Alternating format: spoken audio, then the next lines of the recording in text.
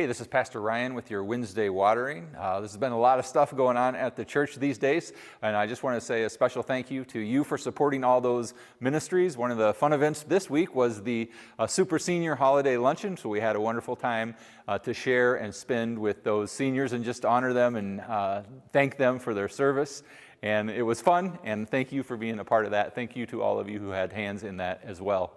I want to leave you this week with a message from our bishop. He did a little Advent video about the offering this year, the Advent offering, which we will participate in to continue to help that Readers for Leaders program that we've supported for so long. So I'll turn it over to Bishop Bard. Dear friends in Christ in the Michigan Conference, I bring you greetings from the Holy Land where I am taping this Advent message. That was how this year's Advent message was supposed to begin.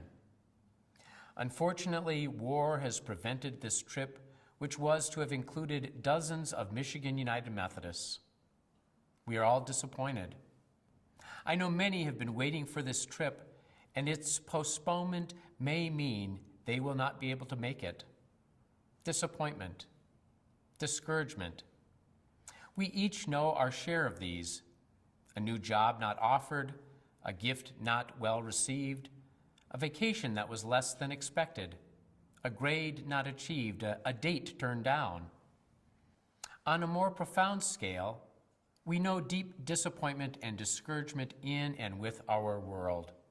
The war in Israel-Palestine began with a brutal attack on Israeli citizens by Hamas terrorists, where over 1,400 people were killed and over 250 taken hostage. Israel's response has been one of overwhelming force, where thousands of Palestinians have been killed. The roots of this conflict are deep: Palestinian displacement and experiences of injustice, centuries-long anti-Semitism, including pogroms and the Holocaust. Will Jerusalem ever be a city of peace? Another Advent season finds Ukraine still engulfed by war. Crucial elections in Liberia and the Democratic Republic of the Congo have citizens of those nations watching and wondering about the future. In our church, we are still processing disaffiliations. Our society remains deeply polarized. Will we ever again be able to speak meaningfully about the common good in the United States? Might the sounds of the Christmas season ring a little hollow in the midst of such profound disappointment and such deep discouragement? Might the lights of the Christmas season shine less brightly? Such questions arrive with this Advent season. And the season of Advent offers a response. In Advent, we prepare again to celebrate Jesus' birth at Christmas. Remembering Jesus arrived in the world in an unlikely place, a manger, not a palace, born to unlikely parents, regular folks, not powerful rulers. We use the weeks before Christmas to listen more intently to how Jesus wants to touch our lives anew. We sing at Christmas, "Be born in us today." And that's the most important point. We trust that Jesus can be born in us today, that he is a living presence. At Advent, we pay deep attention to the reality that the Jesus who walked this land and now engulfed by war is a Jesus who wants to walk with us in our lives. Jesus touches us still. The light that shone at Christmas in Jesus wants to shine more brightly in our lives and through us into the world.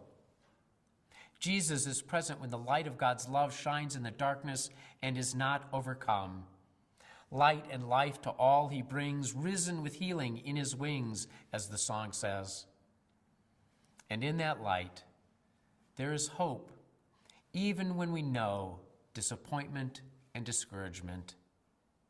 God is not finished with us yet, but rather Jesus arrives again and again to embrace us in love and encourage us as we seek to live more lovingly, more justly, and more kindly. Jesus wants God's love to be born in us, to shine in us and through us. One of the ways we share the light of God's love is through our support of projects that bring light and life. I am delighted to direct this year's Advent offering toward 2 Michigan Conference-initiated ministries that are making a difference in our state and in Liberia. Every year it seems weather brings disaster of one kind or another. The Michigan Conference established after the storm as a separate nonprofit corporation to provide a caring response when disasters strike. Our support through this offering allows them to be ready when needed.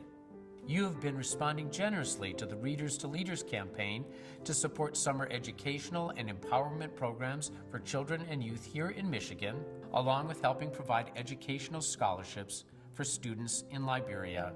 This offering will help us meet our 2-year goal for these programs.